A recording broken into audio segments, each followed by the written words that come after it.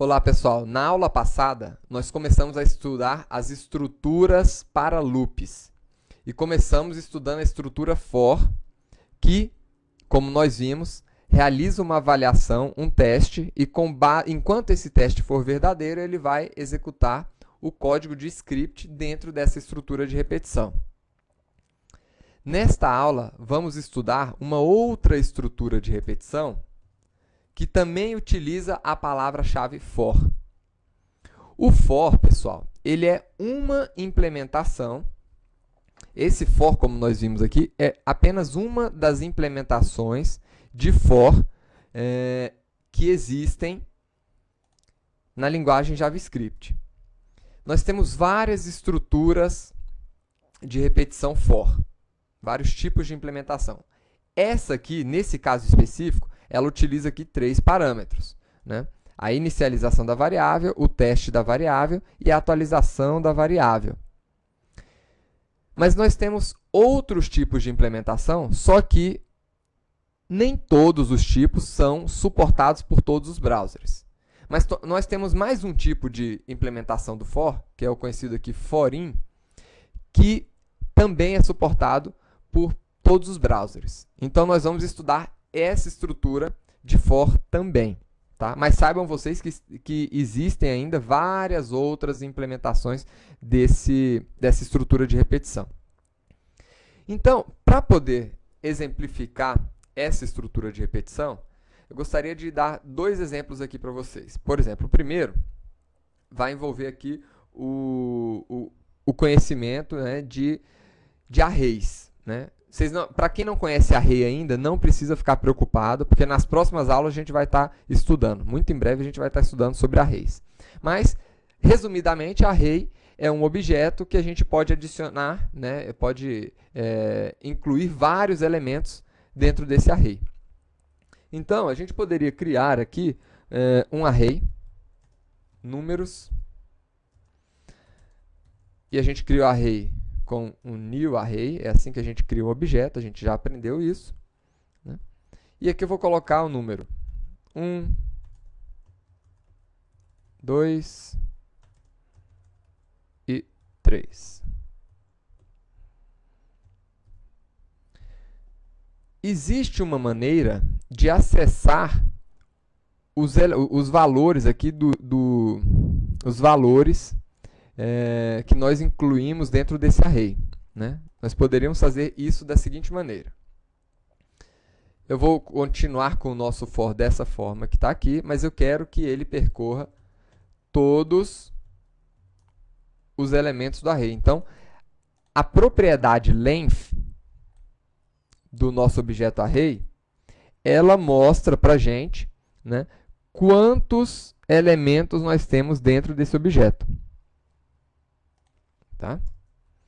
Então, a partir desse momento, a gente consegue aqui recuperar um elemento em uma posição específica.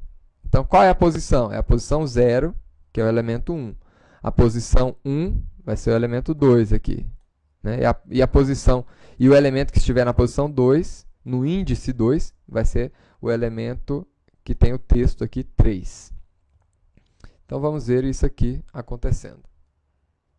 Vamos salvar. Está aí. 1, 2, 3. Para quem já havia visto a estrutura for, né, provavelmente não viu nada de novo aqui. Mas, quando nós estivermos utilizando aqui a estrutura forin, e aí eu vou explicar para vocês como é que funciona. Então, eu tenho aqui a nossa variável i, que eu vou deixar ela representando o índice do nosso array. Então, eu quero pegar todos os nossos índices aqui dentro do objeto números.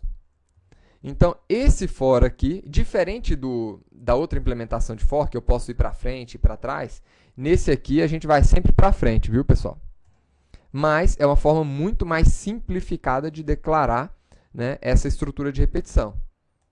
E o resultado aqui é exatamente o mesmo. nós temos essa forma de utilizar o for, né, para percorrer os índices de um array JavaScript. Mas eu também posso utilizar essa estrutura forin para percorrer aqui os atributos de um outro objeto qualquer. Vamos criar aqui um objeto carro, por exemplo, né?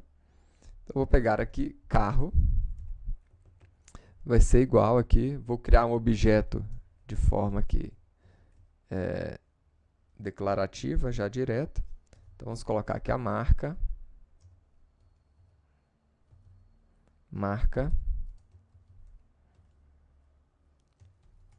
Nissan, modelo 350Z,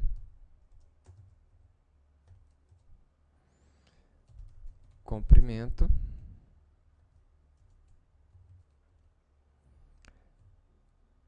3,345, né? Velocidade, vou colocar aqui 320 km/h, né? E CV, ou cavalos de potência aqui. Então, 350 cavalos de potência. E aí nós podemos percorrer cada uma dessas propriedades aqui do objeto carro da seguinte forma, né? A gente poderia aqui declarar as propriedades, né? As propriedades no objeto carro. E aqui a gente poderia acessar essas propriedades, né?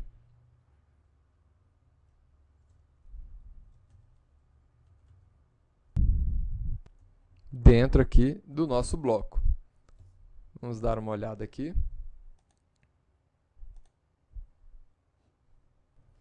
Assim, mas para criar o objeto de forma declarativa, tem que criar da forma correta, né? Não é com ponto e vírgula que nós criamos essas propriedades aqui. Vamos atualizar aqui agora. Está aí. Ele está mostrando o nome das propriedades. Marca, modelo, comprimento, velocidade, cavalos, né? Então, nós temos a possibilidade de ver cada uma das propriedades, né? E poderíamos também acessar os valores dessas propriedades. Vamos aproveitar, inclusive, para mostrar a propriedade, né? E vamos concatenar aqui, colocar aqui igual, e o valor dessa variável. Então, eu vou pegar o objeto carro e chamar aqui a propriedade pelo nome dela, para poder pegar o valor daquela propriedade. Vamos ver aqui agora. Marca Nissan, modelo 350Z, comprimento, velocidade 320 km/h, 350 cavalos de potência. Então, essa é mais uma das variações que nós temos para essa estrutura de repetição for. Tá certo? Agora, vejam o seguinte, é muito importante vocês dominarem principalmente aquela estrutura tradicional, onde a gente inicializa uma variável, né? A gente avalia se essa variável é verdadeira ou falsa, com base em um teste, né? E a gente atualiza essa variável. Por quê?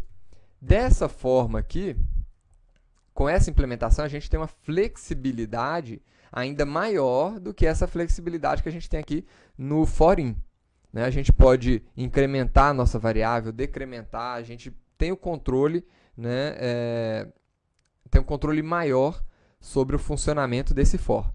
Mas, né, o forin também é muito útil em várias situações. Tá bom, pessoal? Vejo vocês na próxima aula, quando vamos começar a estudar a estrutura aqui de repetição while. Até lá!